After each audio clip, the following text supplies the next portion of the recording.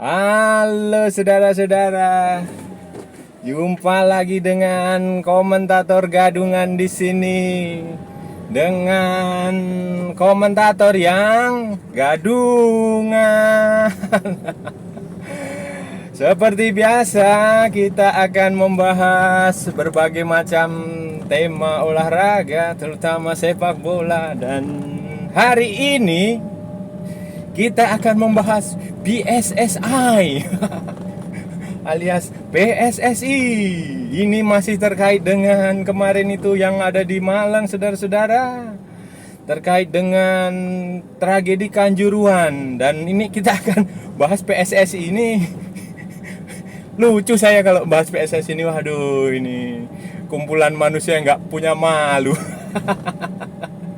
Ya, kita akan bahas nanti lebih detailnya ini, kelanjutan dari setelah apa yang terjadi dengan kejadian waktu itu. Kan itu Polri sudah menetapkan tersangka. Nanti kita bahas. Terus ada FIFA, yang ada Presiden Jokowi yang bersurat menyurat dengan FIFA tanpa PSSI.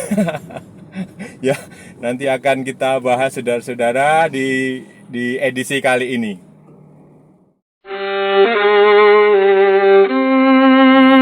Nah, begini saudara-saudara, kemarin setelah insiden di Stadion Kanjuruhan itu kan, terus pemerintah bergerak cepat tuh, Presiden Jokowi, semuanya bergerak cepat lah. Terus Polri sudah membentuk tim, pemerintah bikin TGPF tim gabungan independen pencari fakta, yang situ ada macam-macam elemennya, termasuk dari SOS itu, Save of Soccer dan lain-lain lah itu. Nah, terus Polri, Pak Kapolri, Pak Listio Sigit sudah mengumumkan tersangka ada 6 tuh. Dan yang paling ya ada dari kepolisian yang bertanggung jawab di lapangan itu. Terus ada PT Liga Indonesia Baru, Pak Ahmad Hadi Lukita, di rootnya PT LIB. Terus dari panpelnya, ketua panpel, terus sama keamanannya itu yang ngurusin steward. Jadi ditemukan fakta bahwa Stadion Kanjuruhan itu enggak, verifikasi terakhir dilakukan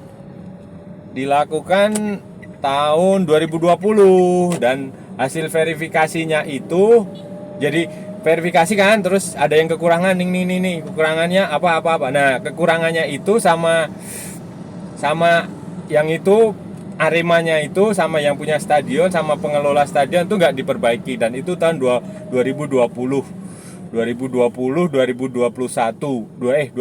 kan nggak ada liganya terhenti. Nah itu, terus 2021 kan liganya di Bali sama di mana itu, pokoknya terpusat. Nah 2021, jadi 2 tahun dia nggak diverifikasi. Harusnya kan setiap mau musim baru itu diverifikasi. Nah itu, jadi kesalahannya LIB di situ. Dia harus bertanggung jawab, termasuk apalagi ada jadwal yang harusnya kok ini pertandingan rawan malam direkomendasikan sore, kok nggak dilaksanakan gitu loh, malah kembali. Nah terus panpelnya pelaksana, otomatis dia harus tanggung jawab. Terus ya karena itu kan terkait dengan pintu stadion itu, pintu stadion yang tertutup sama itu ditutup. Waktu harusnya itu pintu stadion itu dibuka waktu berapa menit gitu lah, itu tidak dibuka gitu. Jadi orang-orang yang kena gas air mata pada keluar. Nah situ tertumpuk di gate berapa itu, 13 atau berapa itu, atau 10 itu di situ. Itu tanggung jawab panpel sama stewardnya di sana. Stewardnya itu nggak harusnya ada di situ, tapi dia nggak, itu tanggung jawab. Nah ya itu normal, ya memang harus mereka yang harus bertanggung jawab. Terus dari kepolisian juga,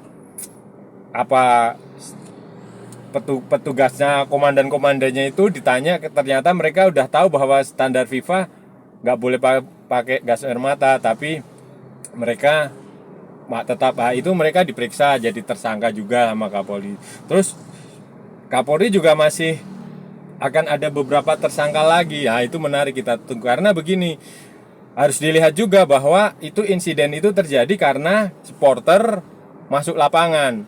Dan kalau Anda perhatikan saudara-saudara, itu intimidasi terhadap pemain Persebaya itu luar biasa. Luar biasa. Jadi sepanjang pertandingan juga udah itu kata-kata yang nggak pantas tuh keluar semua. Jadi udah mulai ya gitulah itu.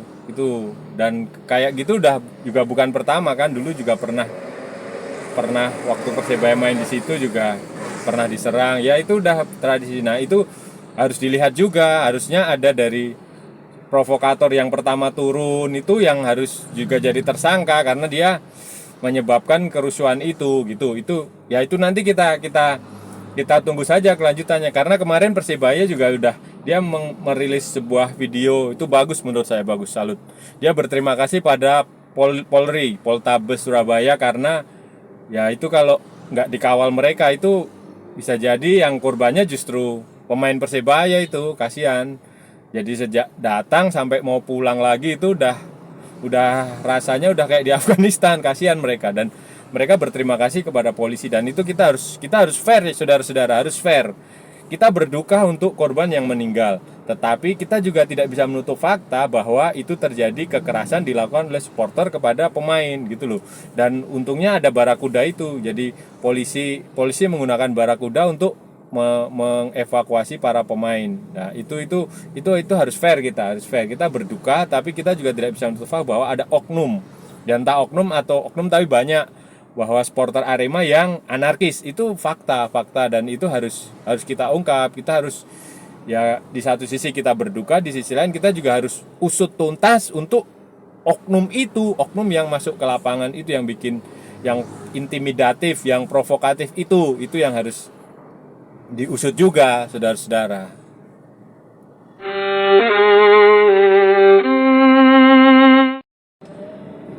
Nah, saudara-saudara, terus yang menarik adalah, nah setelah insiden ini kan ada banyak rumor terkait FIFA ini mau bagaimana, Indonesia ini mau dihukum kayak waktu Inggris itu dulu tragedi Heysel, itu dihukum sama FIFA sama UEFA berapa, 5 tahun atau berapa gitu, atau gimana, atau Piala Dunia U20. Ternyata Presiden Jokowi bergerak cepat, beliau langsung menghubungi Gianni Infantino, Presiden FIFA di Swiss. Presiden FIFA terus telepon beliau. Mereka berdua telepon membahas ini bagaimana bla bla bla. Nah, ternyata kemarin Presiden Jokowi mengumumkan di saluran YouTube dia, Anda bisa cek di salurannya YouTube-nya Pak Presiden, bahwa FIFA tidak akan menghukum Indonesia.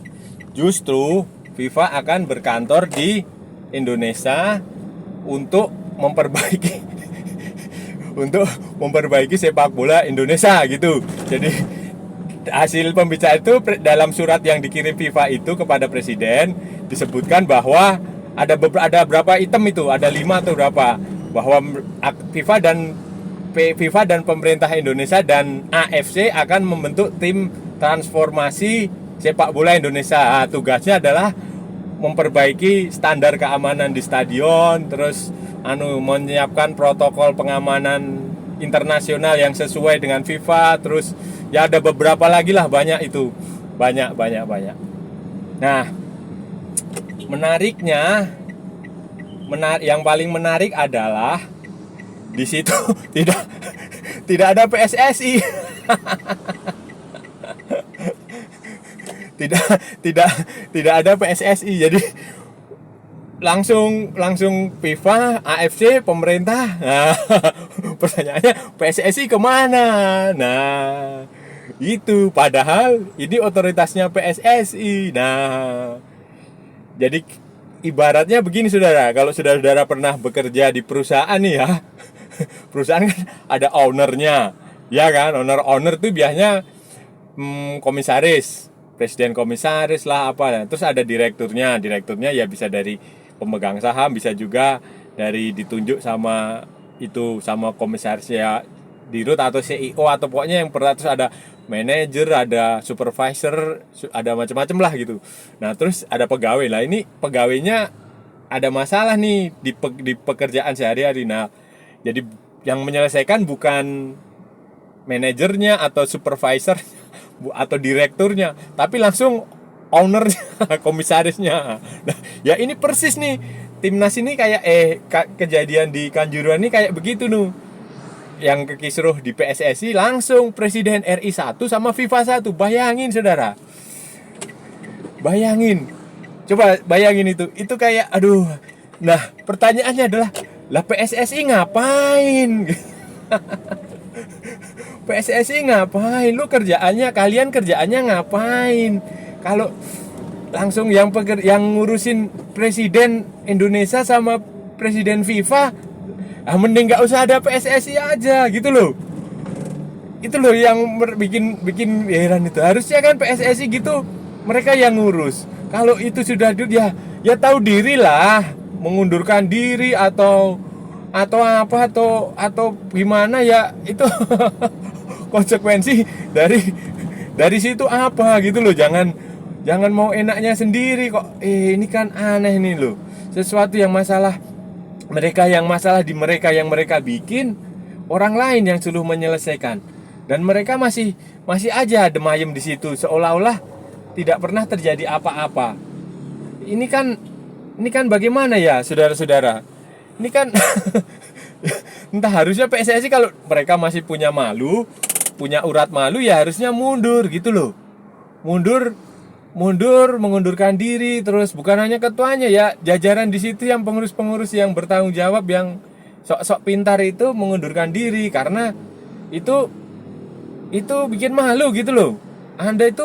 Tugas Anda itu sepak bola itu yang ngurus Anda lah, kok malah ini presiden langsung yang turun tangan. Harusnya Anda mundur, menyerahkan kepada orang-orang yang memang benar-benar punya kualitas untuk ke arah itu, untuk mengelola sepak bola dengan baik. Kalau perlu saudara-saudara, ini usul saya, sepak bola itu dibikin kayak perusahaan gitu loh.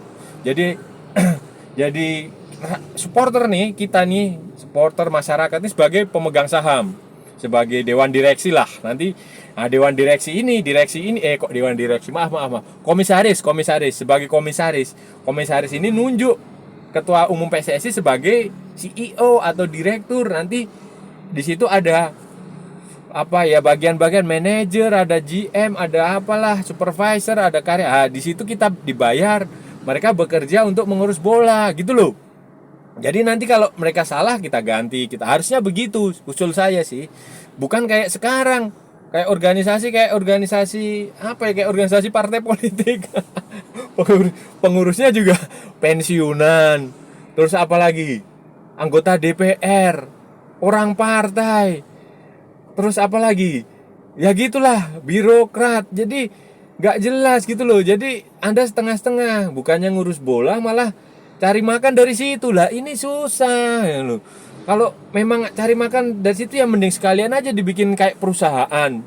Anggota pengurusnya itu kayak pegawai semua gitu. Jadi mereka benar-benar profesional ngurusin itu dari A sampai Z. Dikontrak 5 tahun atau berapa tahun, dikasih gaji, kasih THR. Nanti kalau ada target tidak tercapai, ganti, pecat. Begitu lebih enak daripada kayak sekarang ngurusin bola tapi dia nggak tahu apa yang diurusin. Nah ya coba itu tragedi Kanjuruhannya sampai RI 1 yang turun. Itu kan bikin malu itu. Ya harusnya PSSI kalau dia punya muka, dia harusnya mundur. Legowo, dia minta maaf.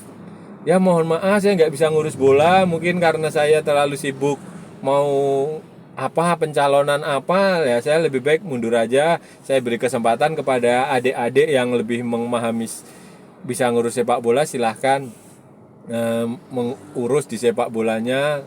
Selesai saya akan gitu loh. Jadi enak gitu, nanti biar orang yang paham itu gitu sih. Yang harus diingat pula adalah supporter juga harus berubah saudara gitu loh. Kalau kita hanya membebankan semuanya pada PSSI, ya sama aja, nanti besok lagi terulang gitu. Supporter juga harus berubah, harus introspeksi diri. Kenapa kejadian yang melibatkan rusuh-rusuh itu sering terjadi gitu loh. Sering terjadi saudara di Indonesia ini. Ya Kanjuruhan ini yang paling besar jumlahnya, tapi itu sering terjadi. Kenapa? Karena menurut saya pangkal dari semua itu adalah rivalitas. Ya, rivalitas yang dipahami secara salah gitu loh. Mereka menganggap rivalitas itu, banyak supporter itu menganggap rivalitas itu ya perang sampai bunuh-bunuhan, padahal nggak seperti itu saudara. Sepak bola itu 90 menit, rivalitas itu 90 menit gitu loh. Jadi kamu rivalitasnya ejek-ejekan aja di tribun, nggak usah pakai batu, nggak usah pakai kayu, nggak usah dibawa sampai ke medsos, nggak usah dibawa sampai ke rumah, nggak usah, udah gini loh.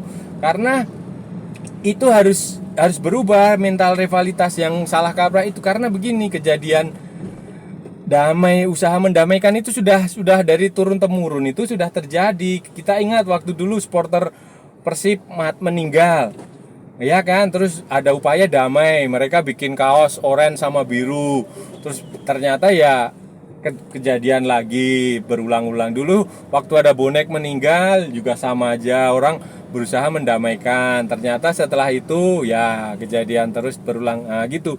Kenapa? Karena rivalitas itu diwariskan itu loh, itu nggak boleh. Misalnya yang ribut itu kayak Jackmania sama Viking itu kan, yang ribut si siapa itu dulu itu orangnya, ya udah mereka aja yang ribut, kita nggak usah ribut gitu loh. Ya sayangnya kayak begitu diwariskan turun temurun, termasuk di Aremania bonek, terus nih di mana nih, Mataram is blue, Mataram is red. Nah kayak gitu. Jadi itu paradigma yang salah soal rivalitas. Jadi gimana pun caranya, kalau itu masih istilahnya mindsetnya masih kayak gitu, ya nggak akan berubah. Jadi ya rivalitas ya sudah 90 menit di lapangan main bola, setelah selesai ya udah bubar gitu loh. Nggak usah terus dibawa pulang. Orang pakai kaos biru jalan-jalan di mana, Surabaya, dikira Aremania. Orang pakai kaos orange jalan-jalan di Bandung dikira Jack, nanti dimusuhin. Nah kayak gitu tuh seharusnya nggak usah dilakukan. Kalau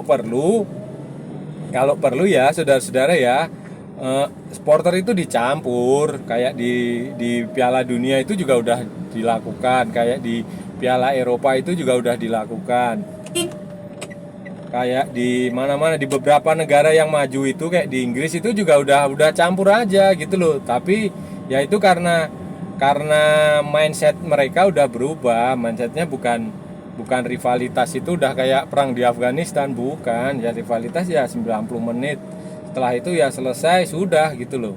Itu yang jauh lebih penting untuk dibenahi. Jadi nggak usah lagi lah berpikir apa sepak bola harga mati. Waduh, jangan begitu. Harus menang. Nggak usah. Sepak bola itu ya ada menang, ada kalah, saudara-saudara. Ada lawan itu bukan musuh, dia rival di lapangan. Setelah di luar itu ya sudah selesai, pulang. Kalau wasit udah new fluid ya pertandingan berakhir gitu loh. Nggak usah lagi dibawa sampai rumah. Terus aduh ya kayak sweeping plat mobil. Nah, itu kan lucu juga kayak gitu. Nah, itu mentalitas begitu harus dirubah saudara-saudara. Kalau memang Anda ingin sepak bola itu maju gitu loh, sepak bola di Indonesia nggak perlu dilestarikan lagi gitu.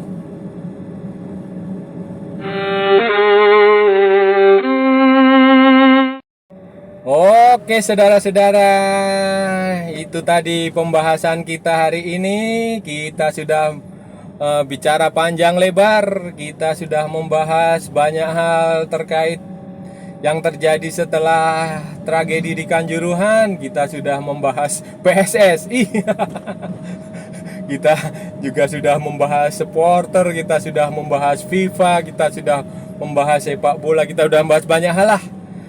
Kita sudah membahas apa lagi ya, gitulah, kita udah ngomong banyak, ngalor ngidul nggak jelas gitu. Ya harap maklum, namanya juga komentator gadungan saudara-saudara. Kalau ada salah-salah ya saya mohon maaf. Kalau itu benar ya memang itu benar.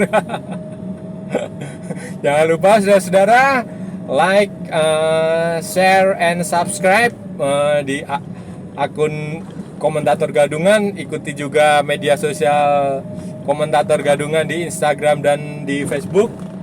Kita akhiri dulu edisi kali ini. Sampai jumpa di edisi berikutnya dengan tema-tema yang lebih menarik lainnya. Jangan lupa, salam olahraga dan merdeka!